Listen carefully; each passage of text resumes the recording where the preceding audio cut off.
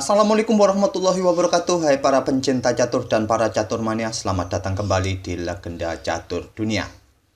Akhirnya Grandmaster Susanto Megaranto berhasil menjadi wakil putra Indonesia ke Piala Dunia Catur yang akan diselenggarakan di Sochi, Rusia bulan Juli mendatang. Megaranto berhasil menang atas Novendra setelah bermain imbang dalam permainan standar dan berhasil menjadi pemenangnya lewat penentuan Armageddon Game atau permainan sudden death. Pada hari pertama kemarin lusa kawan, Novendra sempat down atau kalah. Pada game pertama kalah, pada game kedua bermain remis dan sempat comeback di game ketiga, tapi ternyata tidak berlanjut ke game keempat. Dia harus bermain remis lagi kawan dan memaksa pertandingan berlanjut ke tiebreaks atau playoff. Tapi ternyata tidak dilanjutkan dengan playoff rapid atau blitz kawan. Panitia langsung melanjutkan ke permainan Armageddon atau sudden death untuk menentukan siapa pemenangnya. Dalam permainan Armageddon kemarin kawan, Megaranto pegang putih, otomatis dia mendapatkan waktu 5 menit. Sedangkan Novendra Priasmoro pegang hitam, dia mendapatkan waktu 4 menit. Memang ada selisih 1 menit kawan. Tapi jika permainan berakhir miss, maka yang jadi pemenangnya adalah hitam atau Novendra. Dan ternyata Mas Susanto Megaranto berhasil mengalahkan Novendra Priasmoro di permainan Armageddon kemarin di detik-detik terakhirnya. Hari ini di video ini kawan, admin tidak akan mengulas semua game di hari kedua kemarin. Kita hanya mengulas satu partai saja, yaitu game ketiga mereka. Kita langsung saja ke atas papan. Di sini Novendra pegang hitam kawan, Megaranto memegang putih bermain dengan pion E4, dibalas pion E5, kuda F3, kuda C6, gajah C4, kuda F6. Ini adalah variasi dua kuda dari pembukaan Italian Opening. Dengan melakukan atau memilih variasi dua kuda ini kawan, memancing putih bermain dengan Fright Liver Attack, kuda G5. Apabila langkah ini yang dipilih, langkah balasan yang mungkin akan terjadi atau paling umum adalah pion D5. Pion pukul pion, di sini hitam bisa membalas dengan langkah kuda ke A5 atau bermain dengan pion B5. Jika bermain dengan kuda A5 kawan, maka selanjutnya gajah akan melakukan skat. Bisa ditutup dengan pion C6 atau dengan gajah di D7. Putih bisa menarik mundur gajahnya atau bermain dengan menteri di E2. Tapi di permainan ini kawan, Megaranto tidak memilih variasi Fright Liver Attack. Dia memilih pion D3. Melanjutkan membuka jalur-jalur pengembangan perwiranya. Gajah E7 lanjut Priasmoro, kedua pemain rokade di langkah kelima, dan Megaranto melanjutkan pengembangan kuda C3, pion D6, pion H3 untuk mengontrol peta G4. Di sini Novendra membalas dengan langkah kuda ke A5, langsung memberikan serangan bagi gajah peta terang putih. Gajah mundur ke B3, Novendra langsung dipukul balik oleh pion A. Selanjutnya pion C5 lanjut Novendra, dan di sini di langkah berikutnya Megaranto melangkahkan kuda F ke peta D2. Sampai langkah ke-10 ini kawan, variasi ini pernah dimainkan sebelumnya oleh Kendrick Berkel versus Enrique Rodriguez di US Open tahun 2007 di Amerika Serikat silam. Di langkah berikutnya hitam membalas dengan pion D5. Dan permainan dimenangkan oleh hitam sampai langkah ke-28. Di sini Novendra tidak melanjutkan dengan pion D5, dia bermain dengan langkah kuda ke E8. Dan di langkah ke-10 ini kawan, kita dapatkan diagram baru atau variasi baru yang belum pernah dimainkan sebelumnya. Dan seperti yang kalian lihat, dengan melangkahkan kuda ke peta E8 ini kawan, jelas di langkah berikutnya hitam ingin mendorong pionnya maju ke depan. Megaranto membalas dengan langkah kuda ke C4, pion F5 lanjut Novendra menantang pion E4, tantangan ditolak, sekarang dibalas dengan pion F4. Novendra pukul pion F4, dipukul balik oleh gajah, sekarang pion G5 mengancam gajah, gajah mundur ke H2. Mungkin langkah alternatif lain adalah putih bisa juga menarik gajahnya ke D2, Megaranto memilih menarik gajahnya ke H2. Di sini pion F4 lanjut Novendra, ingin mendapatkan penguasaan ruang di area pertahanan putih kawan. Selanjutnya pion D4 balas Megaranto menantang pion pusat hitam. Tantangan ditolak. Nofrenda melanjutkan pengembangan gajah petak terangnya ke E6. Selain untuk mengancam kuda ini kawan, juga posisi gajah ini untuk mengcover diagonal petak terang yang merupakan diagonal lemah bagi rajanya. Di sini Megaranto melanjutkan pion D pukul pion C5 ingin membuka lajur D, dan mungkin di langkah berikutnya menterinya akan siap beradu dengan menteri hitam. Priasmoro menjawab tantangan itu kawan, pion pukul pion, Megaranto bertukar menteri dipukul balik oleh gajah.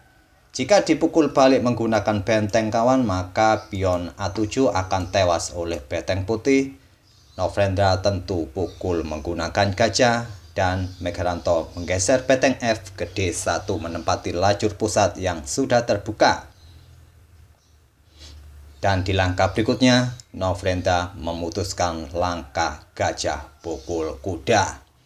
Walau terlihat menukarkan gajah dengan kuda terlihat sebuah kerugian kawan, tapi posisi kuda putih yang berada di peta C4 ini sungguh sentral posisinya mengcover atau mengontrol petak-petak di area pertahanan hitam. Apalagi posisi gajah ini kawan juga terbatas pergerakannya karena petak-petak terang sudah dikontrol oleh para pion putih. Dan lagi Megaranto terkenal pintar memainkan para kudanya. Mungkin inilah yang menjadi pertimbangan oleh Nofrenda Priasmoro untuk bertukar gajah dengan kuda putih, dipukul balik oleh pion. Sekarang gajah petak gelap ke F6. Kembali memberikan tekanan bagi kuda putih. Dan juga mungkin mengosongkan petak bagi betengnya, entah beteng A ataupun beteng F bisa digeser ke lajur pusat sebelum memindahkan atau memainkan pion A6 atau kuda terlebih dahulu nantinya.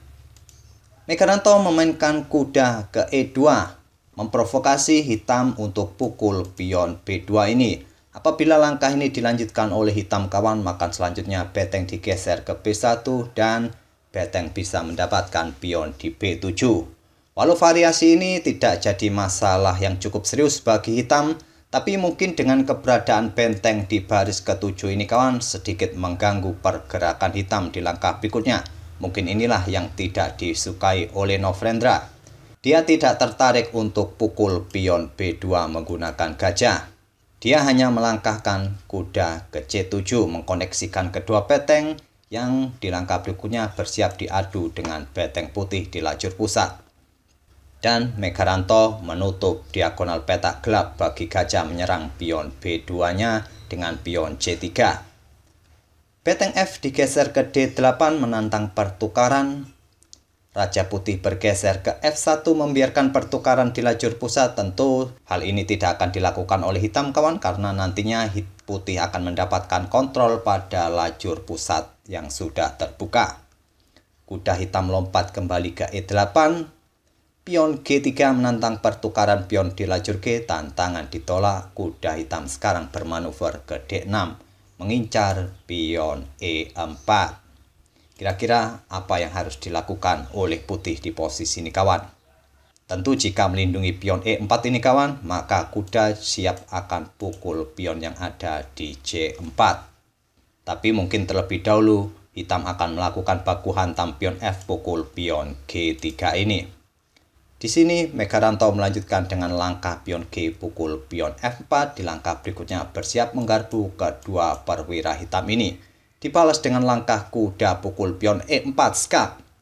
Raja ke E3, kuda lompat kembali ke D6, dan sekarang pion B3 lanjut putih untuk membackup pion C4-nya dari ancaman kuda. Dan Nofrenda melanjutkan menggeser betengnya ke E8 skak, raja ke F3, sekarang kuda lompat kembali ke E4 mengincar pion C3. Megaranto membiarkan pionnya dipukul oleh hitam kawan. Dia tidak mencoba membackup pion C3-nya, dia hanya bermain dengan beteng naik ke D5. Jika hitam melanjutkan dengan langkah kuda pukul pion, maka selanjutnya dipukul balik oleh kuda putih, dipukul balik oleh gajah, hitam akan mendapatkan pion G5 skak.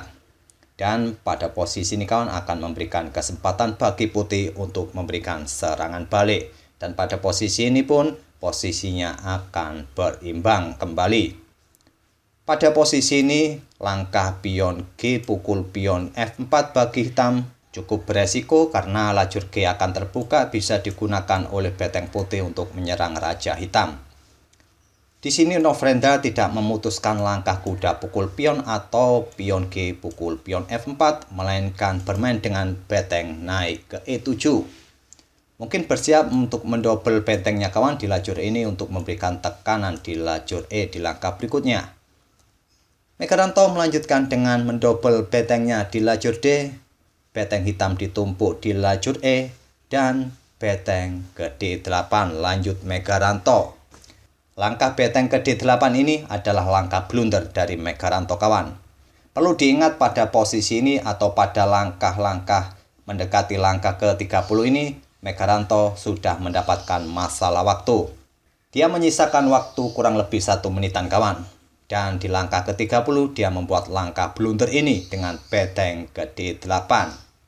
Bagi kawan-kawan yang belum menonton live streaming game ini, silakan pause video ini untuk menebak langkah berikutnya dari Novendra Priasmoro yang merupakan langkah kemenangannya. Silakan pause video ini untuk beberapa detik dan coba temukan langkah kemenangan dari Novendra ini. Apakah sudah ketemu kawan langkah kemenangan dari Novendra Priasmoro? Jika kawan-kawan menemukan langkah pion G4, maka kawan-kawan merupakan calon Grandmaster selanjutnya Indonesia. Langkah inilah yang dipilih oleh Novendra Priasmoro. Memilih langkah mengorbankan pion tujuannya untuk mengosongkan petak bagi kudanya nanti kembali memberikan skak bagi Raja Putih. Langkah skak dari pion hitam ini direspon dengan langkah pion H pukul pion G4. Selanjutnya kembali Novendra membuat langkah pengorbanan kuda G5 skak. Dipukul oleh pion, sekarang benteng E3 skak, raja ke F4, dan gajah pukul benteng oleh Priasmoro. Setelah bentengnya dipukul oleh gajah hitam inilah kawan, Megaranto menyerah pada Novendra di langkah ke-33. Kenapa menyerah kawan-kawan Megaranto di posisi ini? Karena ancamannya jelas kawan-kawan, yaitu apabila permainan dilanjutkan dengan benteng pukul gajah, selanjutnya hitam akan pukul kuda E2 dan kualitas perwira pun akan dimenangkan oleh hitam. Walau hitam unggul 1 pion, tapi dengan adanya pion yang bertumpuk di 2 lajur, yaitu lajur C serta lajur G ini, akan memudahkan bagi hitam untuk menyerang beberapa pion putih yang bertumpuk seperti ini di langkah berikutnya dengan kekuatan bentengnya. Dan ditambah lagi pada posisi di langkah ke-34 ini kawan, juga Megaranto tertekan oleh masalah waktu. Oleh karena itu, di langkah ke-33 saat gajah hitam pukul bentengnya, dia menyerah di langkah ke-33. Itulah kawan game ketiga mereka di matchday kedua, game ketiga dalam duel match antara Grandmaster Megaranto Susanto versus Novendra Priasmoro.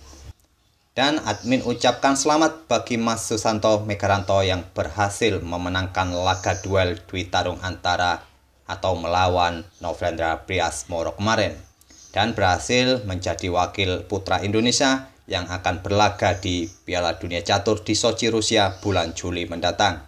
Semoga tim Indonesia bisa mendapatkan hasil terbaiknya kawan di bulan Juli mendatang di Sochi, dan semoga pertandingan Dwi Tarung antara keduanya bisa menghiburkan kawan di 2 hari ini dan bisa memberikan inspirasi.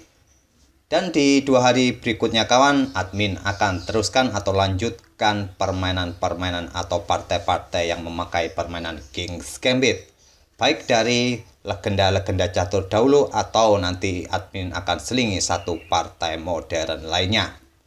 Kita akan bertemu di video-video berikutnya kawan. Terima kasih. Wassalamualaikum warahmatullahi wabarakatuh.